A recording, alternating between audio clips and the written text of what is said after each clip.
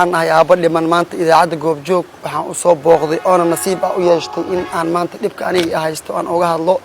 muddo badan ayaan raadinaya qof jaaniskan is siiyo marka ugu horeysa aad iyo aad ayay ugu mahadsan yihiin wanaaggan iyo fursaddan qaaliga ay i siiyeen mideeda labaad walaalayaal ummadda Soomaaliyeed ummadda muslimiinta meel kasta ay joogaan waxaan ku salaamay assalaamu calaykum waraxmatullaahi wabarakaatuh qofka kulli waxaan ahay aabba dhibaataysan oo magaciisa la yiraahdo Saalax Sani Yuusuf Cali ku nool magaalada Muqdisho dib oo aad iyo aad muddo 9 sano aan ku hurdi waay aan ka harsi waay ay haysto waxaan ahay aabba dhiban muwaadin Soomaaliyeed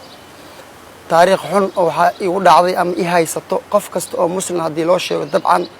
jid oo asiga gilgilayso Allahumma musta'an marka walaalayaal aniga oo hadda ka hor xabsiga Sacuudiga ku jiro tarxiil taariikhda markii ay ahayd 2010kii ayaa waxa igu dhacday wiil yar oo 8 bilood jiro iyo gabar yar oo 1 sano bar jirto ayaa tarxiilka la soo galay markii la qabtay xabsiga Sacuudiga la ii galiyay ayaa waxa la igu yiri meeshan xabsiga sida xaqiiqadan waa run xabsiga waa meel weyn oo nadaafadiisa aysan wanaagsaneyn oo uraysa waaye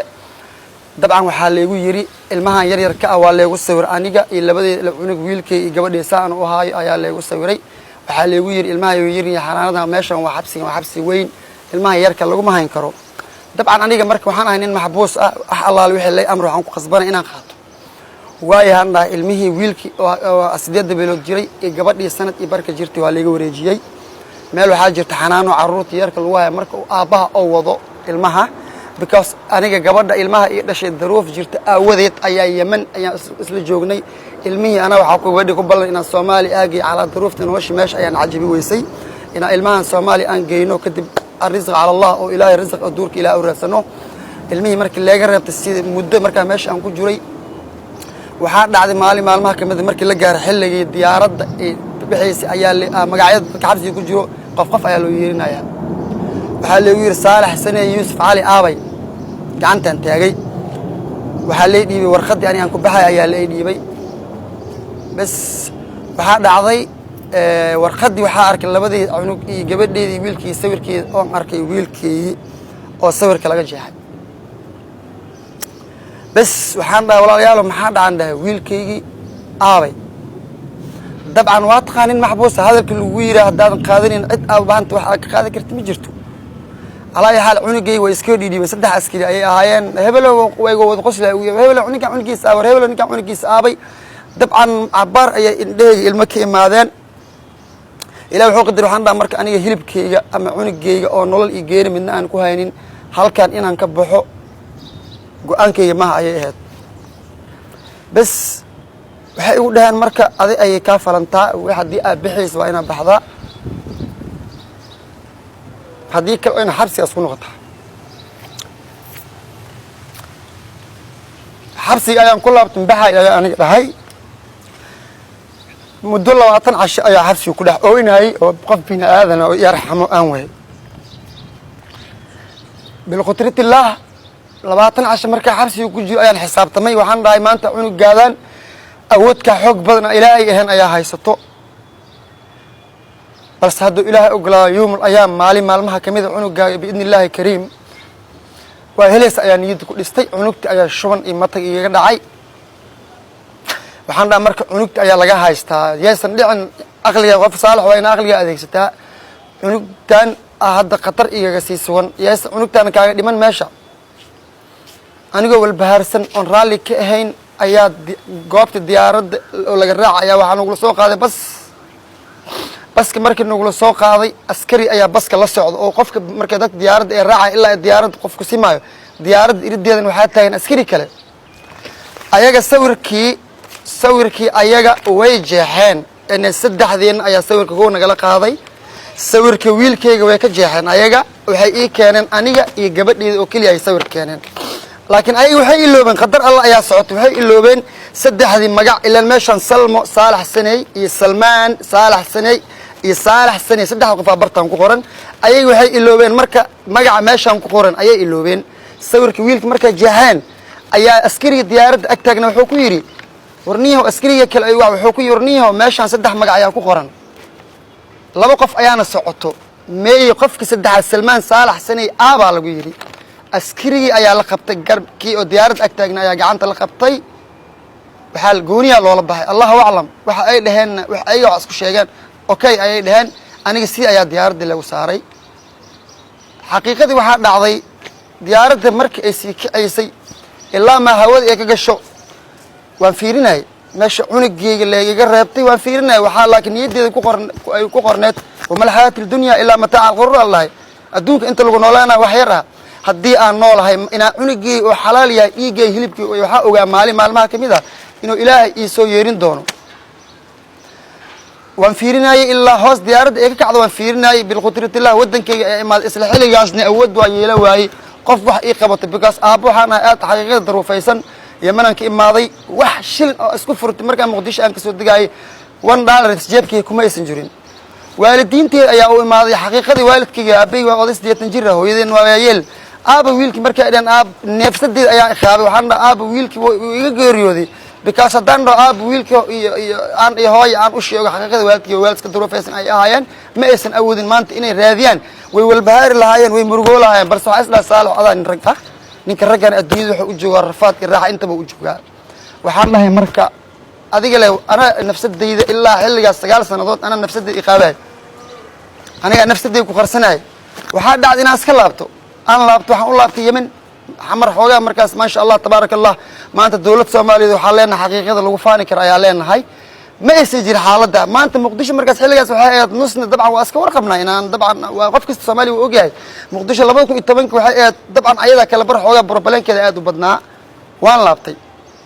waxaan ku laabtay yemen anigoo markaas salaada tukado alla bari jiray dhihi jiray cunigeeda hadduu hilibkaada xalaal yahay maalin buu ilaahay kuu soo yerin doonaa meesheeda ayaa iska joogay alxamdulillah gabadhii xaaska ilmaha ii dhashay waxay u dhahay saalaxow wiilkayni mee waxaan dhahay wiilkii qadar alla ayaa nagu dhacday qadarta allana qof kasta way ku dhacaysaa annaga waxaan nahay bini aadan daciifaan nahay amar alla ayaa nagu dhacay ubadkaas shalay ilaah ayaa wiilkaasna siiyey insha allahu tacaala bedelkiisna ilaah noogu gargaaraya ha isdhibin ha ismurjin niyadaada qabooji ayaan gabadha xaaskayga ooga dhaadhiciyay inay taariikhdaas igu dhacday alxamdulillahi rabbi alcaalamiin xilligaas kadib 5 caruur ilaahay sii maasha allah tabaaraka allah iyo gabadhii hore soomaaliya oo kale 6 caruura marka walaalayaal waxaan ahay aabba dhibaataysan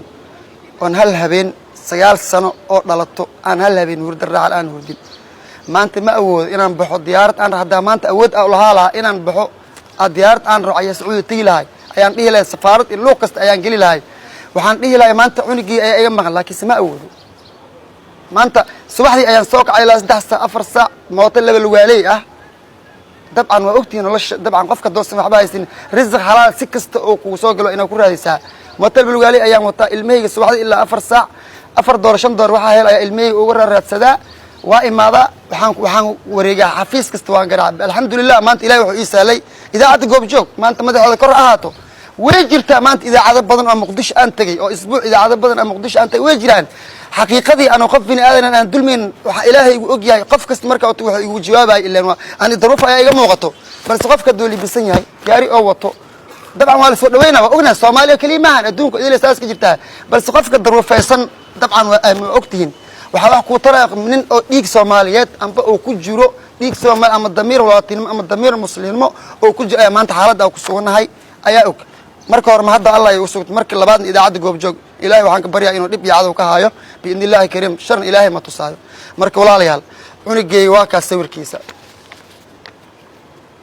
waxaa la yiraahdaa Salmaan Saalax Sani waa wiil Soomaaliya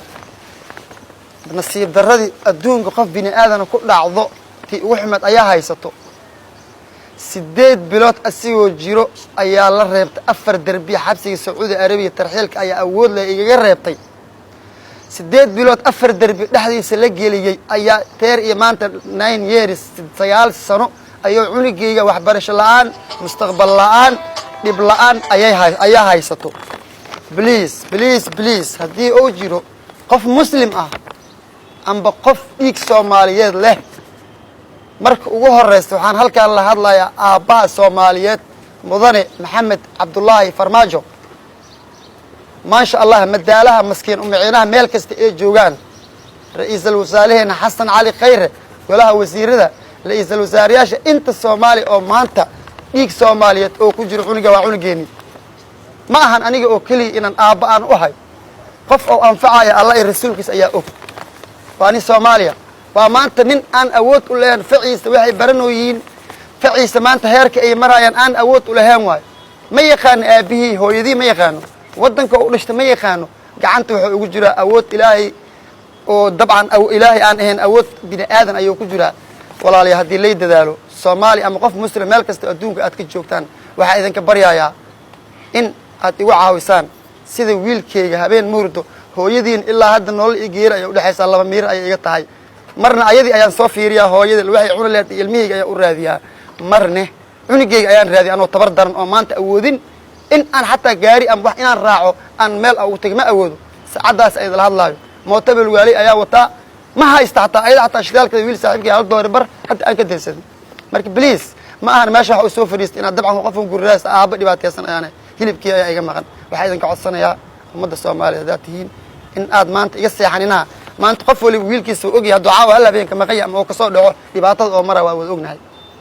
marka waxa halka ku soo gabagabeynaya aaba dhibaataysan ayaan ahay yaan la iga seexanin nin kasto oo arka muuqaalkan daawado ama Facebook ka akhriyo please ha share gareeyo waa walaalkiina waxa maqan cunug saqiir ah maanta wax barashadiisa 9 sanadood 4 darbi dhaxdiisa qof bini aadan oo muslim arxama aan lahayn daruuf ayaa ka muuqato funaanadaas u jeedin maanta asiga eeyaha iyo mukalaalaha oo xabsiga raashin ku cuno hal meel ay isla seexdaan maanta cunug nin ogolaanaya ma jirto muslim gaal ahaado wiilkiisa oo dhibaataas nool waxa idinka codsanayaa please dad muslimiin aad tihiin cunugayga in laga seexanin sawirka ninka arko inuu share gareeyo please ala caawiyo aaba dhibaataysan ayaa ahay muhiim aan dhaqaale in lagu caawiyo muhiim ah laakiin waxay muhiim in la soo duceeyo waxa muhiim ninka aaba dhibinto ku nool in la soo xariiriyo telefonkii uu arki doonto idaacadda goobjoog ayaa Facebook idinku soo qori doonto oo idin baryaa cunugayga la raadiyo yaa laga seexan mustaqbalkiisa waa lumay laakiin hadda waa ka gaari karaa haddii la soo badbaadiyo cunugayga qof muslim oo caawi ma waynayo laakiin hal ayaga soo bixiyo afartaas darbi dhaxeeyo